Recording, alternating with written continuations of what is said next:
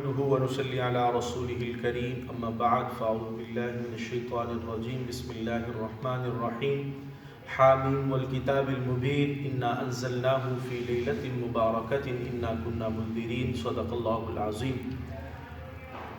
اللہ رب العزت نے فرمایا قسم ہے اس وضاحت والی کتاب کی، یقیناً ہم نے اسے بابرکت رات میں اتارا۔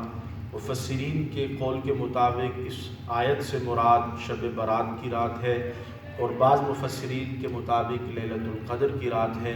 تو ہم اگر شب برات کی رات بھی لیں تو مفسرین کے قول کے مطابق صحیح ہے۔ اللہ کے نبی صلی اللہ علیہ وسلم نے فرمایا اللہ رب العزت اپنی پوری تجلیات کے ساتھ آسمان دنیا پر آ کر یہ اعلان کرتے ہیں، ہے کوئی مجھ سے مانگنے والا میں اس کو عطا کروں، ہے کوئی مصیبت زدہ میں اس کی مصیبت کو دور کروں، ہے کوئی رزق مانگنے والا میں اس کو رزق عطا کروں، ہے کوئی تنگی سے نجات حاصل کرنے والا میں اس کو سکون عطا کروں۔ اللہ کے نبی صلی اللہ علیہ وسلم نے فرمایا یہ آواز غروب آفتاب سے لے کر طلوع فجر تک آتی رہتی ہے۔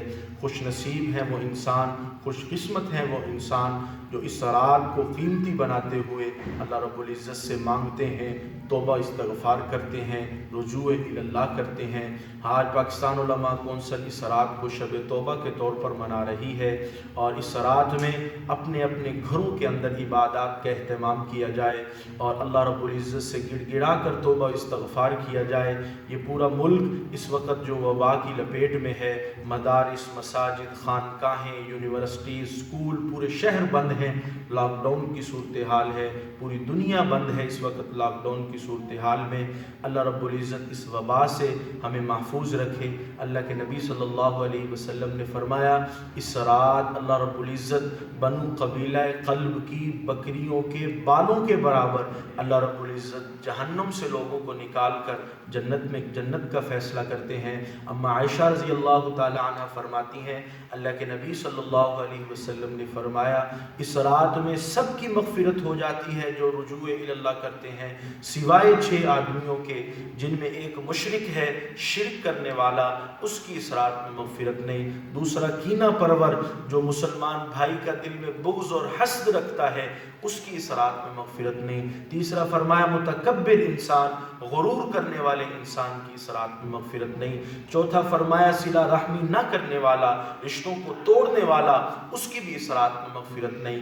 پانچواں فرمایا شراب پینے والا، اس کی بھی اس رات میں مغفرت نہیں۔ چھٹا فرمایا اللہ کے نبی نے ماں باپ کا نافرمان، اس کی بھی اس رات میں مغفرت نہیں۔ یہ روحانی بیماریاں اللہ کے نبی نے فرمائی ہیں۔ اللہ رب العزت ان بیماریوں سے بھی ہماری حفاظت فرمائے، اور یہ جو کرونا وائرس جیسی وبا ہے اللہ رب العزت اس سے بھی ہماری حفاظت فرمائے، اور ہم روحانی جسمانی بیماریوں سے اللہ رب العزت ہم سب کی حفاظت فرمائے، پوری امت مسلمہ کی حفاظت فرمائے، پوری دنیا کی کرونا وائرس جیسی وبا سے حفاظت فرمائے۔